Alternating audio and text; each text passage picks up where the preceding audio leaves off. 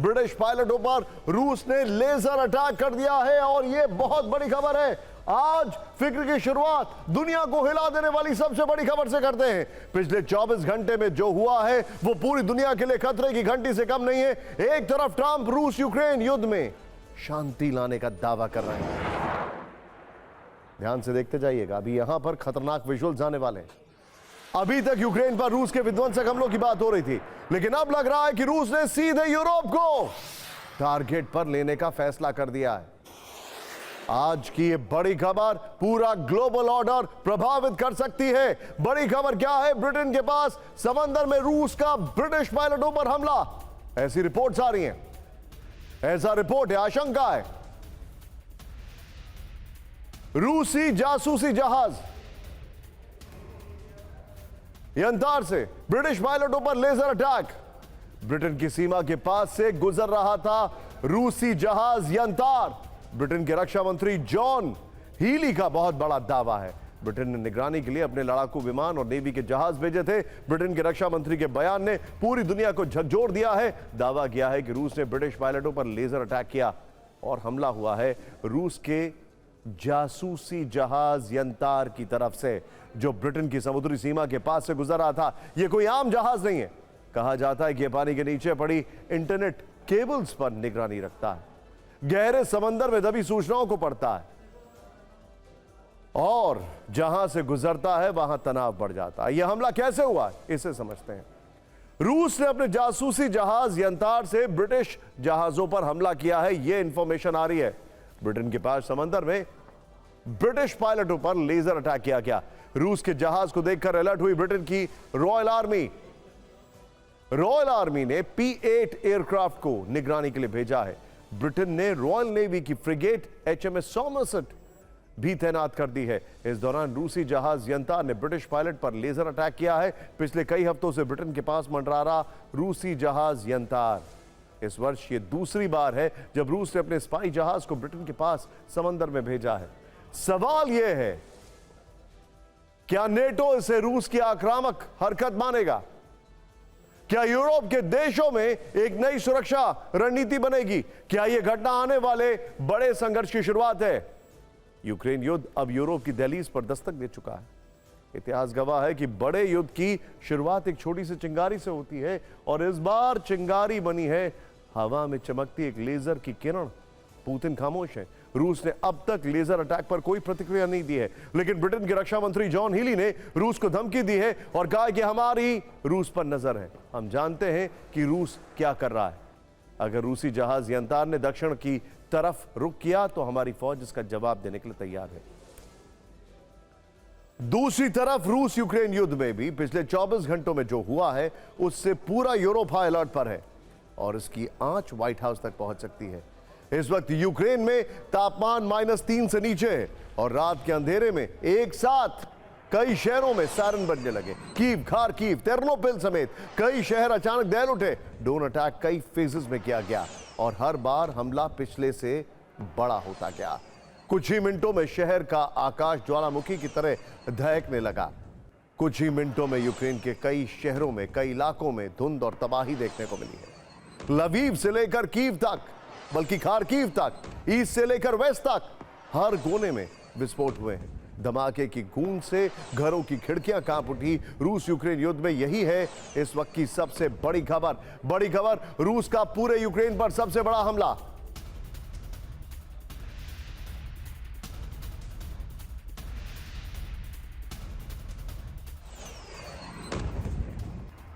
रूस ने रात में करीब 470 ड्रोन से हमला किया है। रूस की करीब 48 बैलिस्टिक मिसाइल और क्रूज मिसाइलों से अटैक। ये बड़ी खबर आ रही है आपके सामने। लवीव में ऊर्जा ठिकानों और इंफ्रास्ट्रक्चर पर अटैक किया गया है। खारकीव, डोनेट्स्क, लवीव, तेरनोपिल समेत कई बड़े शहरों में एक साथ तबाही देखने को मिली है। यूक्रेन से आने वाली एक एक तस्वीर झकझोर देने वाली है।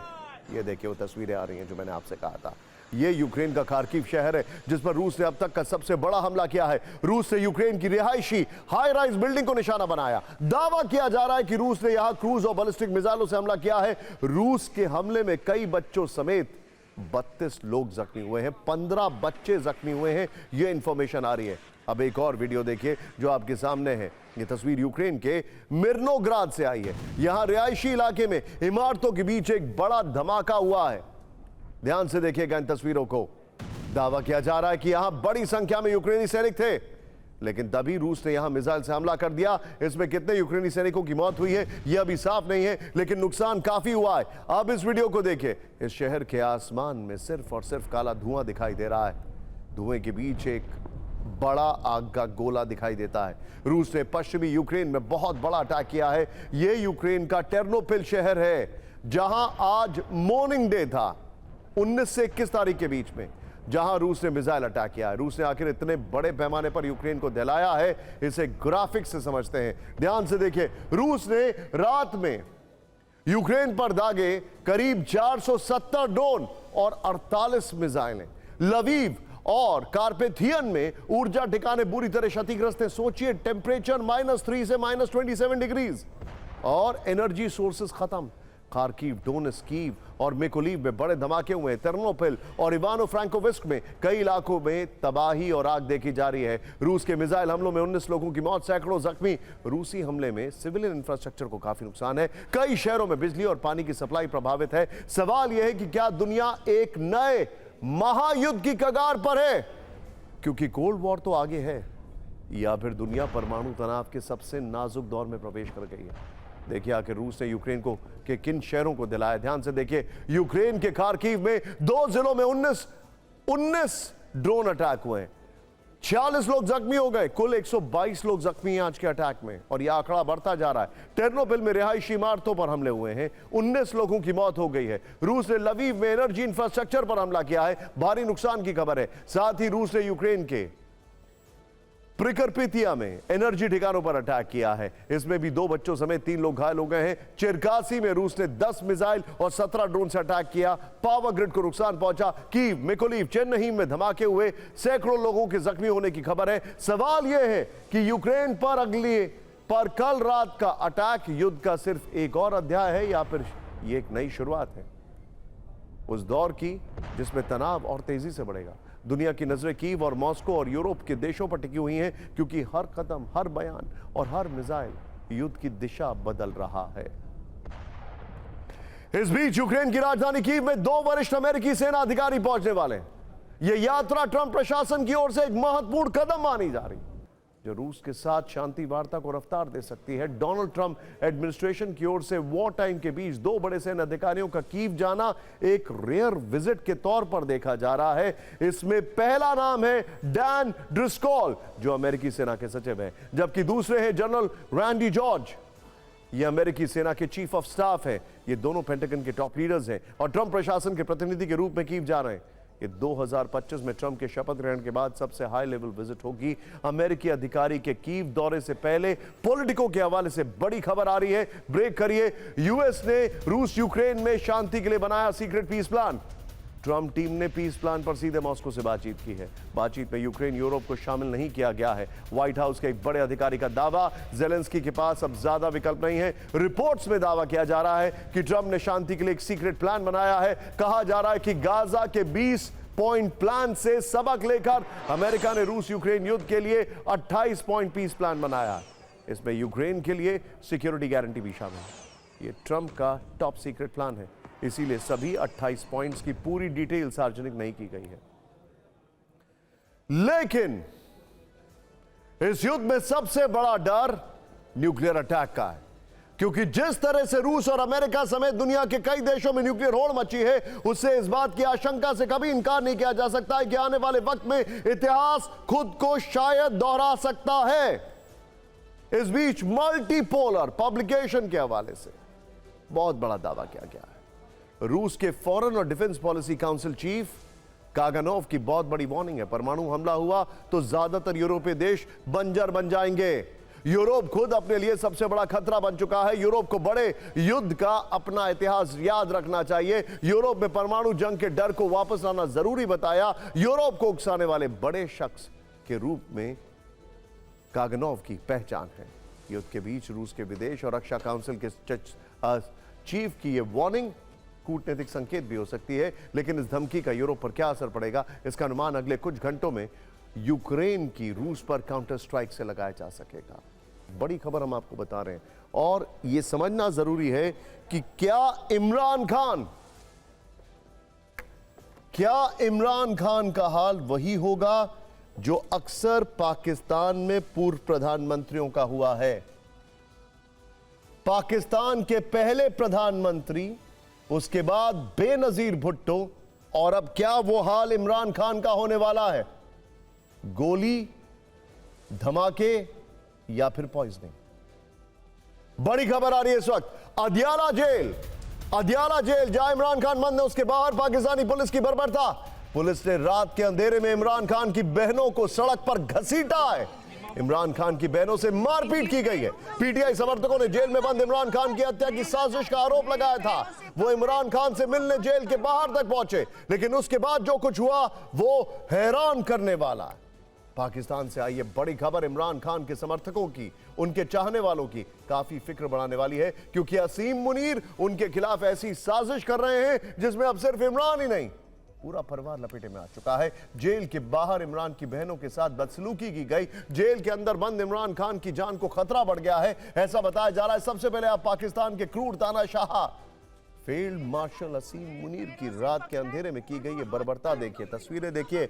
मुनीर की बहनें अदियाला जेल के बाहर सर्द रात में सड़क पर बैठी हैं, काफी गुस्से में। पाकिस्तान में पंजाब की सीएम मरियम नवाज को कोस रही है, क्योंकि अत्याचार करने वाली पुलिस उन्हीं के राज्य पंजाब की है। इमरान की बहनें फील्ड मार्शल असीम मुनीर पर गुस्सा निकाल रही है, क्योंकि कार्रवाई असीम मुनीर के इशारे पर हुई है।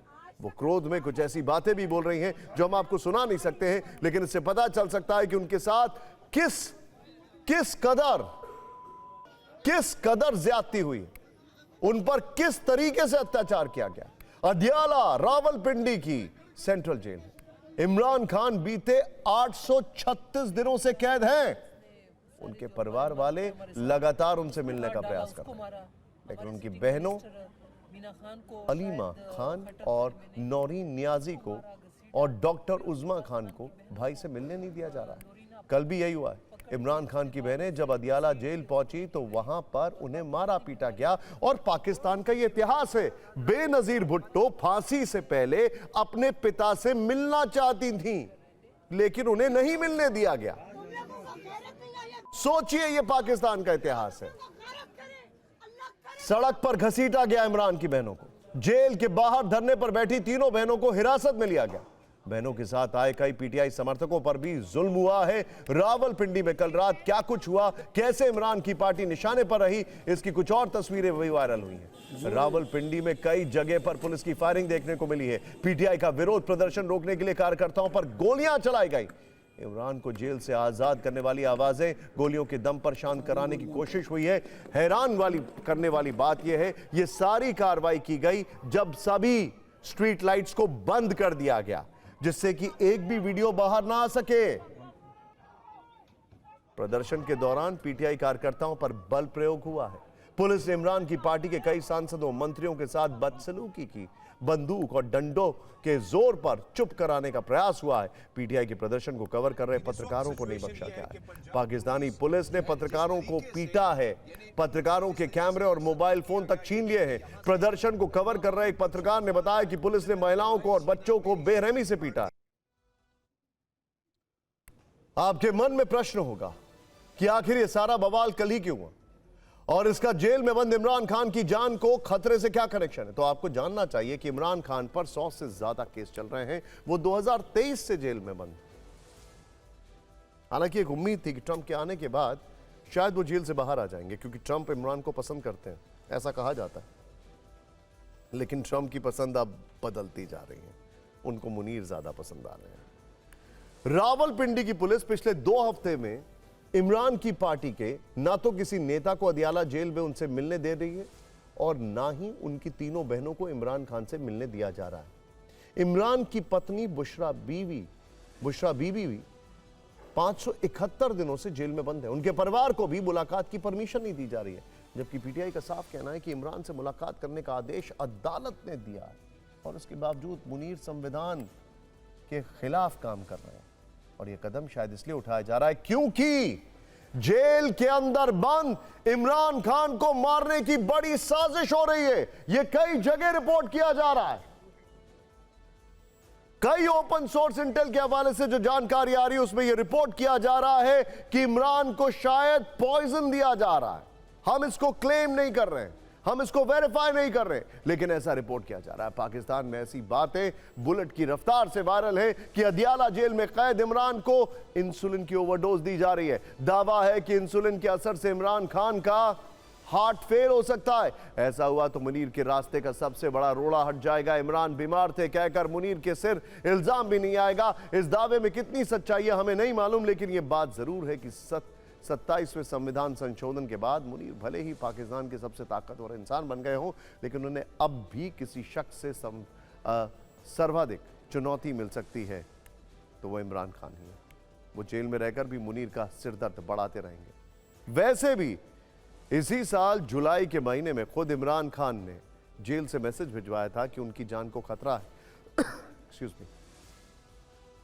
सितंबर के महीने में संदेश भिजवाया था कि मुनीर उनके साथ और पत्नी बुशरा बीवी के साथ अमानवीय व्यवहार कर रहे हैं। लेकिन चूंकि अब कई दिनों से इमरान खान का कोई मैसेज सामने नहीं आया है, वो जेल के अंदर किस हाल में है परिवार वाले ये भी नहीं जान पा रहे, इसीलिए वो फिक्रमंद है। इमरान खान से मिलना चाहते हैं, लेकिन बदले में बर्बरता बेहिसाब। आप सभी लोगों से एक रिक्वेस्ट है, आप कहीं मत जाइए, क्योंकि अब हम आपको एक बड़ी खबर दिखाने वाले हैं और वो है सहारनपुर और अल फलाह यूनिवर्सिटी के कनेक्शन से जुड़ने के बाद जो इसका इंपैक्ट उत्तर प्रदेश में दिख रहा है। और दिल्ली ब्लास्ट को लेकर एक बहुत बड़ा अपडेट आ रहा है। लेकिन उससे पहले पाकिस्तान में अंदरूनी हालात मुनीर बनाम इमरान खान वाले बनते जा रहे हैं, जबकि बॉर्डर पर मुनीर की फौज 2 फ्रंट वॉर के सपने से डरी सहमी है। पहला है अफगानिस्तान और दूसरा है हिंदुस्तान। अफगानिस्तान के फ्रंट पर देखें तो वहां हलचल काफी तेज है। तालिबान पाकिस्तान से जंग लड़ने की बड़ी तैयारी कर रहा है। भारत वाले फ्रंट से देखें तो खुद पाकिस्तान के रक्षा मंत्री को डर सता रहा है कि भारतीय सेना पाकिस्तान पर दोबारा हमला कर देगी। सोचिए जरा, ख्वाजा आसिफ जब सोते हैं तो भी उन्हें भूत नजर आता है, खौफ नजर आता है। खैर, सोचिए जिस देश के रक्षा मंत्री भयभीत हैं, जिन्हें दिन रात पड़ोस से हमले वाले बुरे सपने आ रहे हैं, जिन्हें ऑपरेशन सिंदूर वाली तबाही की याद हर समय आ रही है, ऐसे में वहां की 24 करोड़ आवाम के मनोस्थिति क्या होगी।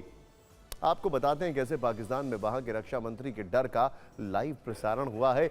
एक टीवी शो में पाकिस्तान के रक्षा मंत्री ख्वाजा आसिफ ने कहा कि भारत कभी भी हमला कर सकता है, जबकि भारत में ऐसी चर्चा कहीं नहीं है। फिर भी ख्वाजा आसिफ कह रहे हैं कि भारत किसी भी वक्त युद्ध में कूद सकता है। उनको यह भी डर है कि पाकिस्तान के खिलाफ भारत का ऑल आउट वॉर शुरू होने वाला है। पाकिस्तान के इस डर को भारत के थल सेना प्रमुख की चेतावनी से डिकोड करेंगे। पहले सुनिए पाकिस्तान के टीवी शो में कैसे वहां के रक्षा मंत्री घबराए नजर आए। वैसे आप इन्हें डर भी कह सकते हैं और इसे कह सकते हैं कि चोर की दाढ़ी में तिनका। चोरी कौन सी थी? दिल्ली ब्लास्ट, जिसकी डिटेल आपके सामने आने वाली है। ध्यान से देखते रहिए, हैरान करने वाली आपकी डिटेलिंग आपके सामने हम लेके आ रहे हैं आपके सामने। लेकिन असल में ख्वाजा आसिफ भारत की एक चेतावनी को आधार बनाकर युद्ध वाली चिंगारियां भड़का रहे हैं। पाकिस्तान को यह चेतावनी army chief general Upendra Dwivedi ने दी थी। आतंकवाद को लेकर पाकिस्तान को वार्निंग दी थी। कहा था कि 88 घंटे का ऑपरेशन सिंदूर तो ट्रेलर था, भविष्य में ऐसी कोई परिस्थिति आई तो पड़ोसी देश के साथ जिम्मेदारी से पेश आने का सबक भी सिखाएंगे। इसके लिए भारत की सेना तैयार है। आर्मी चीफ ने सिर्फ ऑपरेशन सिंदूर वाले ट्रेलर की बात की थी, लेकिन पाकिस्तान के रक्षा मंत्री को भारत की ओर से हमले की पूरी पिक्चर देखने लगी है। ख्वाजा आसिफ के इस डर को आप एक मुहावरे से भी डिकोड कर सकते हैं, चोर की दाढ़ी में तिनका। पाकिस्तान आतंकियों को पालता पोसता है। भारत जब उन पर कार्रवाई की बात करता है तो पाकिस्तान युद्ध युद्ध चिल्लाने लगता है और अपने आतंकी कारनामे को इस शोर में छिपाने का काम करता है। लेकिन चोरी कैसी भी हो, साजिश कैसी भी हो, आतंकियों को संरक्षण देने की बात हो तो वो बात छिपती नहीं है। और इस बार पाकिस्तान के आतंकी चरित्र की पोल खुद वहीं के एक नेता ने खोल दी।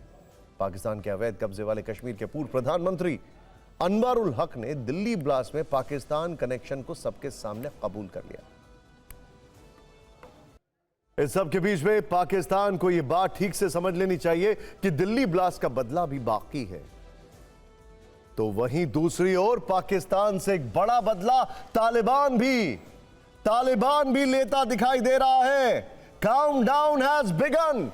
इससे जुड़ी जंग की तैयारी और जुबानी फायरिंग की खबरें हमारे पास है। अफगानिस्तान इन दिनों टैंक फायरिंग का अभ्यास कर रहा है। विजुअल्स देखिए, काबुल में टैंकों का ये देखिए ट्रायल चल रहा है। सैकड़ों पुराने ही सही T-55 टैंकों के साथ शक्ति प्रदर्शन। इसके अलावा अफगानिस्तान में बहुत बड़ी सैन्य मूवमेंट देखी गई है। रिपोर्ट है कि डूरन लाइन की ओर मिलिट्री का मूवमेंट हुआ है। काबुल की सड़कों पर लंबा सैन्य काफिला देखा गया है। ट्रकों के जरिए आर्टिलरी और आर्मर्ड व्हीकल डूरन लाइन पर पहुंचाए जा रहे हैं।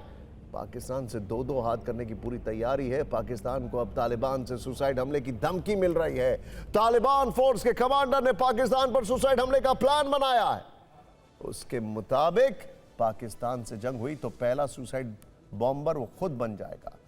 हर एक तालिबानी लड़ाका शहादत को तैयार है। अफगानिस्तान में अमेरिका की हालत से पाकिस्तान को सबक लेना होगा। जरूरत पड़ी तो तालिबानी नेता भी पाकिस्तान के खिलाफ जंग में उतर जाएंगे।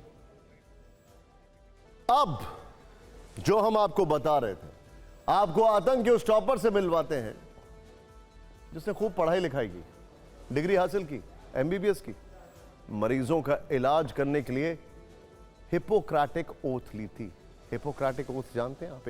एक तरीके से ये प्रॉमिस होता है कि किसी भी सूरत हाल में हम इंसान की जान बचाएंगे। लेकिन वो सेवा आतंकियों की कर रहा था। इसका नाम है डॉक्टर अदील। TV9 भारतवर्ष की इन्वेस्टिगेशन में हमें वो मार्कशीट मिली है। पहले मार्कशीट और अब चार्जशीट भी है। खैर, जिसे आप डॉक्टर अदील की टेरर शीट भी कह सकते हैं, जिससे हमें यह पता चला है कि पढ़ाई में जो अदील 100 में से 99 नंबर लाता था, लेकिन आखिर में वो आतंक के गणित का टॉपर बना। हम आपको आतंक के इस डॉक्टर अदील अहमद की यूनिवर्सिटी ऑफ कश्मीर की वो मार्कशीट दिखा रहे हैं जिसमें वो अव्वल दर्जे का स्टूडेंट था, लेकिन उसने इतना पढ़ना और इतना पढ़ने लिखने के बाद भी जैश का एजेंट बनने का फैसला कर लिया। आज हम आपको अदील की 10वीं की मार्कशीट दिखाते हैं, जिसे वो लोग जरूर देखें जो उसे और दिल्ली ब्लास्ट के बागी गुनहगारों को भटका हुआ नौजवान बता रहे हैं। मसूद के फैन क्लब के मेंबर डॉक्टर अदील की 10वीं क्लास में अंग्रेजी में 100 में से 88 नंबर थे। बावजूद इसके अदील हथियारों की डिक्शनरी का मास्टर बना और आतंक का टॉपर बनने का फैसला किया। 10वीं क्लास में अदील के गणित में 100 में से 99 अंक थे। बावजूद इसके वो अपनी टेरर टीम में नए आतंकी जोड़ने में माहिर बन गया। अदील के 10वीं के विज्ञान के सब्जेक्ट में 100 में से 98 नंबर थे, लेकिन विस्फोटकों और हथियारों का ज्ञान उसने कूट कूट कर जमा किया था। इसी तरह सामाजिक विज्ञान में अदील के 100 में से 82 नंबर आए, लेकिन फिर भी अदील समाज में नफरत करने में टॉपर बना। यानी इतना पढ़ा लिखा होने के बावजूद अदील ने आतंक का रास्ता चुना, जैश का एजेंट बनने का फैसला किया। और इसीलिए अंग्रेजी की एक लाइन है, अ गुड लाइफ वेस्टेड। यह दिखाने के लिए तो अस्पतालों में सीनियर फिजिशियन बनकर काम कर रहा था और इसकी कमाई सालाना करीब 60 लाख रुपए, यानी पर मंथ 5 लाख रुपए। लेकिन असलियत में अदील आतंक का फिजिशियन बना और जिसे आरोपों के अनुसार जैश ए मोहम्मद के हथियारों के इंतजाम की जिम्मेदारी दी गई। डॉक्टर अदील को लेकर हमें एक और खबर मिली है, जिससे यह साबित होता है कि आतंकियों की साजिश कितनी बड़ी और खतरनाक थी। दावा है कि डॉक्टर अदील अल फला की तर्ज पर मिनी आतंकी बेस बनाने की तैयारी कर रहा था। उसने सरसावा एयरफोर्स स्टेशन के 20 किलोमीटर के दायरे में ठिकाना चुना था और यह वही अस्पताल है जिसमें वो काम करता था। इसीलिए सवाल यह है कि क्या सहारनपुर का सरसावा एयरफोर्स स्टेशन भी आतंकियों के टारगेट पर था? अदील के बारे में पता चला है कि वो फेमस अस्पताल में अपने आतंकी साथियों को रखवाने का दबाव बना रहा था। यह भी दावा है कि अदील अल फला यूनिवर्सिटी में काम करने वाले आतंकी डॉक्टर मुजमिल को सहारनपुर लाना चाहता था, जो नए लोगों का ब्रेन वॉश करने में माहिर था, और यही काम उसे सहारनपुर में भी सौंपा जाना था। जो खबरें आ रही हैं उससे यह भी सवाल है कि क्या दिल्ली के साथ यूपी, हरियाणा, उत्तराखंड को भी टारगेट करने का कोई प्लान था? हम आपको सहारनपुर के 2 अस्पतालों से एक ग्राउंड रिपोर्ट दिखाते हैं जिसमें अदील के कई राज हैं।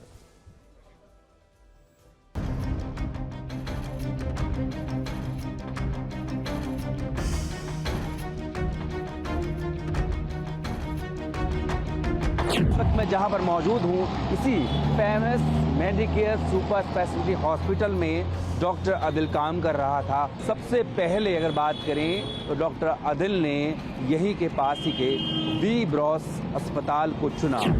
कितने टाइम के लिए यहाँ पर रहे? सर यहाँ पे वो 2.5 से 3, 3.5 महीने के लिए रहे। और यहाँ पर क्या, जब यहाँ होते थे तो कोई किताब, वीडियो कुछ देखा? वो अपनी ओपीडी में कुछ उनका टैबलेट था, उस पे वो कुछ कश्मीरी लैंग्वेज में कुछ चीजें देखते रहते थे। तो जैसे कोई जाता था बंद कर देते थे या चालू रहता था वो? सर वो बंद कर दिया करते थे। मैं खुद आश्चर्यचकित हूँ कि इतना हाईली स्किल्ड, जो 100 में से 99 नंबर लाने वाला आदमी हो, जिसके रिसर्च पेपर पब्लिश हो, वो रेडिकुलाइज कैसे हो सकता है। उन्होंने मेरे को कई बार अप्रोच किया कि मेरे मित्र हैं, सर्जन हैं, हजारों सर्जरी कर चुके हैं, और शायद मुझे नाम तो नहीं मालूम है, लेकिन उन्होंने मेरे से कई बार अप्रोच करने की कोशिश करी।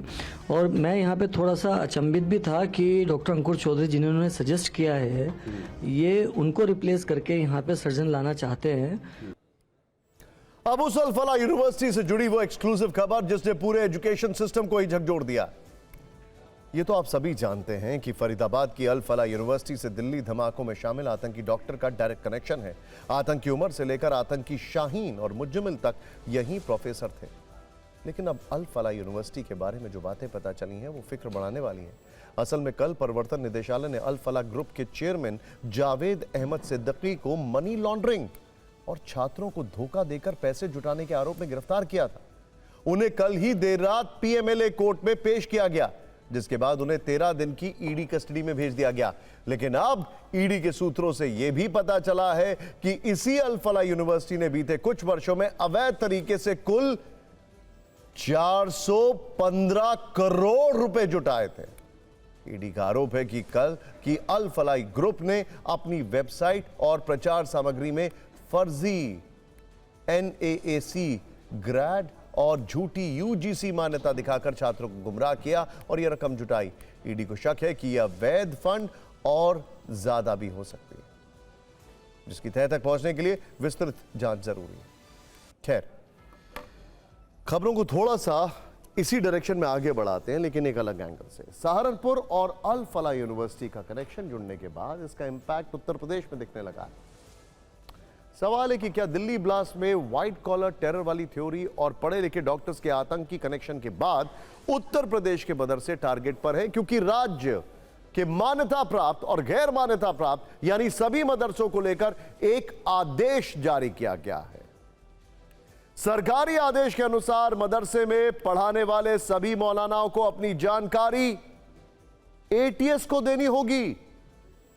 मौलानाओं के साथ मदरसे में पढ़ने वाले सभी छात्रों की डिटेल भी ATS को देनी होगी। मदरसों से जुड़ी यह जानकारी अल्पसंख्यक विभाग से मांगी गई है।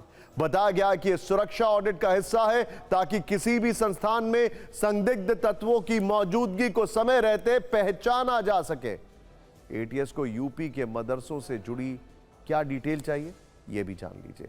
नए आदेश के अनुसार प्रदेश के सभी मदरसों को मौलानाओं और छात्रों का पूरा नाम, उनका मोबाइल नंबर, उनके पिता का नाम, पूरा स्थायी पता, इसके साथ आधार कार्ड का ब्यौरा और पहचान संबंधी दस्तावेज उपलब्ध कराने होंगे। इस आदेश पर अमल भी शुरू हो चुका है। यूपी ATS की प्रयागराज यूनिट एक्शन मोड में है। प्रयागराज जिले में मौजूद मदरसों की सख्त निगरानी शुरू हो चुकी है। पूरे प्रदेश में वेरिफिकेशन ड्राइव शुरू हो सकती है। सवाल है कि यूपी के मदरसों पर ATS की नजर क्यों है, इस पर मौलाना क्या कह रहे हैं, आइए देखते हैं।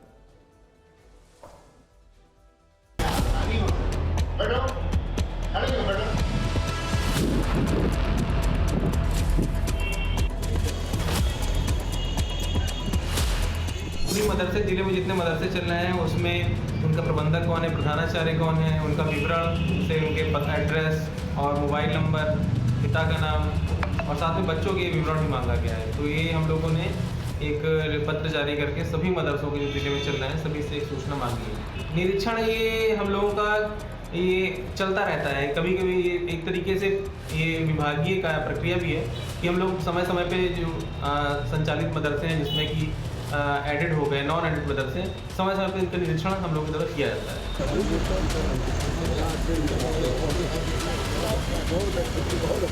जनपद चित्रकूट में 4 मदरसे जो मान्यता प्राप्त हैं वो संचालित हैं और इनका बराबर निरीक्षण किया जाता है मेरे द्वारा। किसी प्रकार की ऐसी गतिविधि पाई जाती है तो तत्काल प्रभावित कार्रवाई की जाएगी।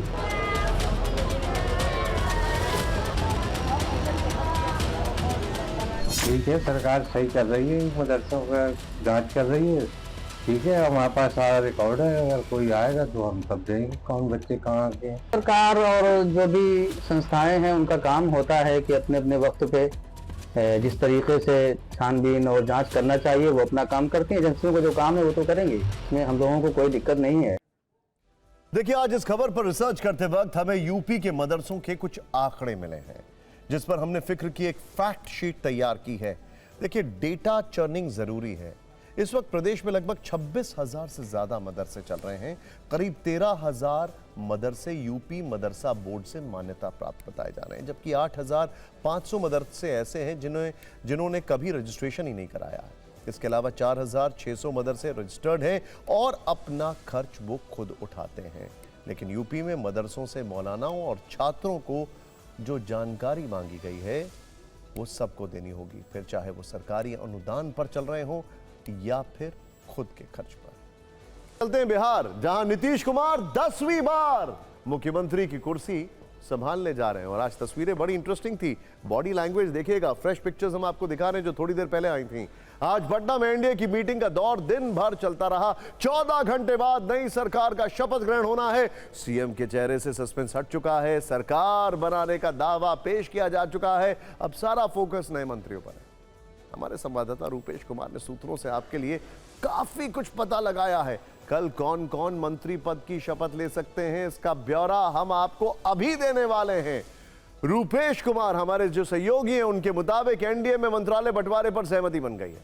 6 विधायक पर 1 मंत्री पद का फॉर्मूला लागू किया जा सकता है। बीजेपी के कोटे से 15, जेडीयू के कोटे से सीएम समेत 14, एलजेपी रामविलास गुट से 3 मंत्री हो सकते हैं। इसके अलावा एचएम और आरएलएम के खाते में 1-1 मंत्री पद आ सकता है। खबर है कि कल नीतीश कुमार के साथ 20 मंत्री शपथ ले सकते हैं। उसके बाद मंत्रिमंडल विस्तार होगा जिसमें 14 चेहरे शामिल किए जाएंगे, यानी कुल 34 मंत्रियों को नई सरकार में जगह मिल सकती है। बीजेपी, जेडीयू और सहयोगी दलों के संभावित मंत्रियों के नाम भी सामने आने लगे हैं। अब मामला इंटरेस्टिंग हो गया। बीजेपी कोटे से सम्राट चौधरी, विजय सिन्हा, रामकृपाल यादव, नितिन नवीन, मंगल पांडे जैसे नाम सामने आ रहे हैं। जेडीयू से विजय चौधरी, अशोक चौधरी, विजेंद्र प्रसाद यादव, लेसी सिंह और श्रवण कुमार की चर्चा है। एलजेपी से राजू तिवारी, संजय पासवान और राजीव रंजन सिंह का नाम चल रहा है। तो एचएम से जितिन मांझी के बेटे संतोष सुमन दावेदार हैं। आरएलएम से उपेंद्र कुशवाहा की पत्नी स्नेहलता कुशवाहा का नाम चल रहा है। संभावित मंत्रियों की पूरी लिस्ट आपकी स्क्रीन पर है। इन नेताओं को मंत्रिमंडल में जगह मिलने की पूरी संभावना है। अगर एलजेपी को डिप्टी सीएम पद मिलता है तो उसके 2 मंत्री होंगे। हालांकि गृह विभाग को लेकर जेडीयू और बीजेपी में अब तक पेच फंसा हुआ है।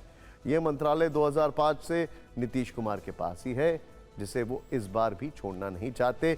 शपथ के बाद 24 नवंबर से 28 नवंबर तक विधानसभा का विशेष सत्र बुलाया जा सकता है, जिसमें सरकार सदन में बहुमत साबित करेगी। आज पटना में 3 बड़ी बैठकें होती हैं। पहली बैठक सीएम हाउस में हुई। मुख्यमंत्री आवास पर जेडीयू विधायक दल की बैठक हुई, जिसमें नीतीश कुमार को सर्वसम्मति से नेता चुन लिया गया। उन्होंने सरकारी आवास पर सभी विधायकों का स्वागत किया। नीतीश कुमार के नेता चुने जाने के कुछ ही देर के बाद बीजेपी विधायक दल की बैठक होती है। इसमें सम्राट चौधरी को नेता और विजय सिन्हा को उपनेता चुना गया। दोनों डिप्टी सीएम भी हैं। मीटिंग में केंद्रीय पर्यवेक्षक ने दोनों की खूब तारीफ भी की। दोनों दलों की मीटिंग के बाद थोड़ी देर का ब्रेक लिया गया। फिर दोपहर 3:30 बजे एनडीए विधायक दल की बैठक हुई। एनडीए विधायक दल ने नीतीश कुमार को अपना नेता चुना, यानी वही बिहार के अगले मुख्यमंत्री होंगे। बट ऑफ कोर्स सीएम की कुर्सी फिक्स होने के बाद नीतीश कुमार राजभवन गए, अपना इस्तीफा दिया और सरकार बनाने का दावा पेश किया। राज्यपाल को समर्थन का पत्र भी दे दिया। नोट करने वाली बात यह है कि जब तक नीतीश एनडीए विधायक दल के नेता नहीं चुन लिए गए, उन्होंने अपना पद नहीं छोड़ा। खैर, इतनी मीटिंग होने के बाद ये संकेत मिल रहे हैं कि नीतीश के साथ डिप्टी सीएम सम्राट चौधरी और डिप्टी सीएम विजय सिन्हा की जोड़ी बनी रहेगी। खुद नेता भी यही इशारा कर रहे हैं कि सरकार नहीं है, लेकिन सीएम और डिप्टी सीएम पर पुराने चेहरे।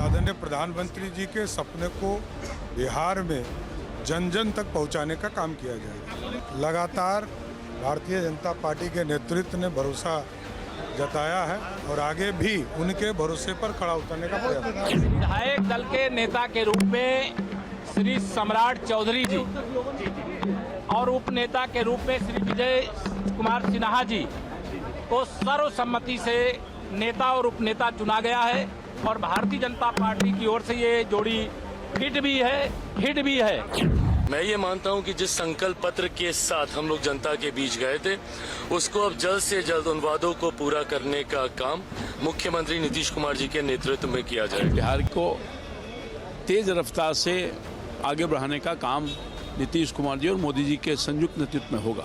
बिहार विकसित राज्य में शामिल हो, ऐसी चुनौती भी है और लेकिन हम लोग उसको पूरा करेंगे।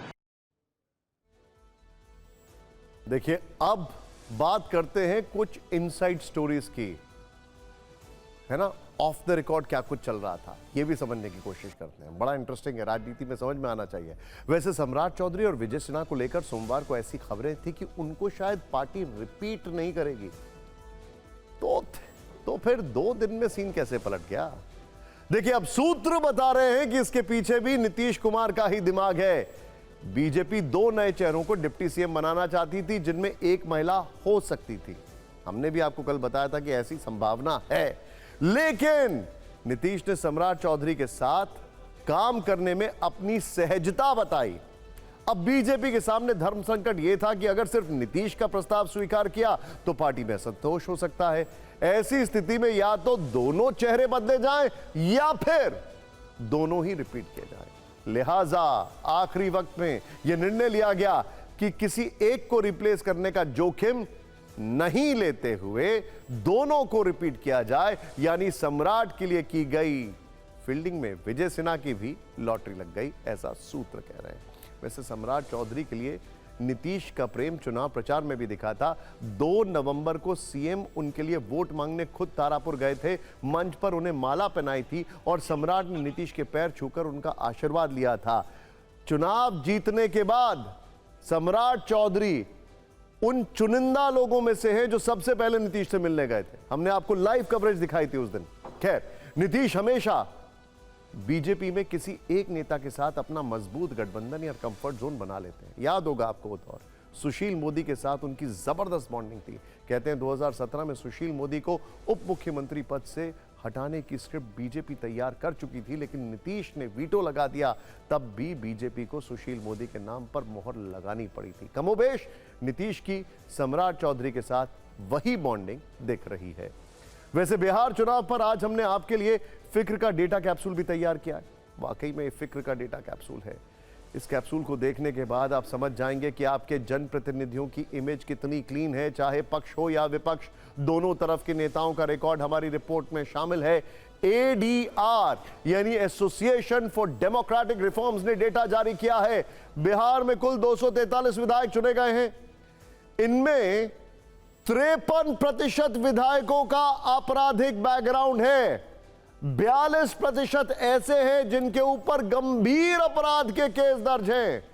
2020 के मुकाबले इसमें गिरावट जरूर आई है, लेकिन दागी छवि के नेता इस बार भी चुने गए हैं। अगर दलों के हिसाब से देखें तो बीजेपी के 61% विधायक आपराधिक पृष्ठभूमि से आते हैं, क्योंकि सबसे ज्यादा विधायक हैं भी उन्हीं के पास। इस बार इनमें 48% पर गंभीर अपराध के मुकदमे। जेडीयू के 36% विधायकों का बैकग्राउंड आपराधिक है, इनमें 27% पर गंभीर अपराध के मुकदमे हैं। एलजेपी के 58% विधायक आपराधिक बैकग्राउंड से हैं, इनमें 53% के ऊपर गंभीर अपराध के केस दर्ज हैं। आपराधिक छवि वाले नेताओं में टॉप पर आरजेडी, उसके 72% विधायकों पर आपराधिक और 56% पर गंभीर अपराध के केस हैं। इसी तरह कांग्रेस के 67% विधायक आपराधिक इतिहास वाले हैं, इनमें 50% पर गंभीर अपराध के मुकदमे हैं। पार्टी के सिर्फ 6 नेता ही चुनाव जीते हैं। कुल मिलाकर निष्कर्ष यह है कि आरजेडी के भले ही कम विधायक हैं, लेकिन दागी छवि वाले विधायकों की कमी उनके यहां नहीं है। दूसरी बात यह है कि सरकार में शामिल दलों में भी अच्छी संख्या में आपराधिक बैकग्राउंड वाले नेता जीते हैं। कम से कम एडीआर की रिपोर्ट तो यही बता रही है, और ये जनता का जनादेश है, यह भी बता रहा है। लेकिन अभी देखते हैं तेजी से टॉप 9 खबरें। सुप्रीम कोर्ट ने संकेत दिया है कि वो तलाक हसन को रद्द करने पर विचार कर सकता है। कोर्ट ने सवाल किया कि क्या सभ्य समाज को इसकी इजाजत देनी चाहिए। मुस्लिम धर्म में ये एक ऐसी प्रथा है जिसके तहत एक मुस्लिम पुरुष 3 महीने तक हर महीने में एक बार तलाक शब्द कहकर अपनी पत्नी को तलाक दे सकता है। बांग्लादेश कहने से खलीलुर रहमान दिल्ली आए हुए हैं। उन्होंने आज अपने समकक्ष और राष्ट्रीय सुरक्षा सलाहकार अजीत डोभाल से मुलाकात की है। बीजेपी के वरिष्ठ नेताओं से मिलने के लिए महाराष्ट्र के डिप्टी सीएम एकनाथ शिंदे दिल्ली आए। इसी कड़ी में उन्होंने गृह मंत्री अमित शाह से मुलाकात की। शिंदे गुट के मंत्री कल कैबिनेट मीटिंग में नहीं गए थे, जिसके बाद से गठबंधन में मतभेद की खबरें आ रही थी। चुनाव आयोग पर वोट चोरी के आरोपों पर देश भर के 272 रिटायर्ड जजों और ब्यूरोक्रेट्स ने एक ओपन लेटर जारी किया है। इसमें राहुल गांधी और कांग्रेस पार्टी की आलोचना की गई है। उन्होंने आरोप लगाया कि कांग्रेस लगातार चुनाव आयोग जैसी संवैधानिक संस्थाओं की साख कमजोर करने की कोशिश कर रही है। पीएम मोदी आज आंध्र प्रदेश के पुट्टापर्थी में दिवंगत आध्यात्मिक गुरु श्री सत्य साईं बाबा के जन्म शताब्दी समारोह में शामिल हुए। इस कार्यक्रम में अभिनेत्री ऐश्वर्या राय भी शामिल हुई। उन्होंने प्रधानमंत्री नरेंद्र मोदी का अभिवादन किया। साथ ही उन्होंने कहा कि समाज में सिर्फ एक ही जाति है और वो है मानवता, एक ही धर्म है और वो है प्रेम, और एक ही भाषा है और वो है दिलों की भाषा। अपना भाषण खत्म करने के बाद उन्होंने पीएम मोदी के पैर भी छुए। प्रधानमंत्री मोदी 21 से 23 नवंबर तक दक्षिण अफ्रीका में होने वाले G20 सम्मेलन में शामिल होंगे। ये सम्मेलन जोहानिसबर्ग में होगा, जहां पीएम मोदी भारत का दृष्टिकोण प्रस्तुत करेंगे। महाराष्ट्र में निकाय चुनाव से पहले इंडिया गठबंधन बिखरता दिख रहा है। समाजवादी पार्टी महाविकास अघाड़ी से अलग हो गई है। सर्वोच्च न्यायालय ने सभी महिलाओं, विशेषकर उन हिंदू विधवाओं जिनके बच्चे नहीं हैं, उनसे आग्रह किया है कि वो अपनी संपत्ति अपनी इच्छानुसार वसीयत में बता दें, ताकि उनके माता पिता और ससुराल वालों के बीच विवाद से बचा जा सके। गैंगस्टर अनमोल बिश्नोई को अमेरिका से डिपोर्ट करके भारत लाया गया है। दिल्ली के पटियाला हाउस कोर्ट ने अनमोल बिश्नोई को 11 दिनों की एनआईए रिमांड पर भेजा है।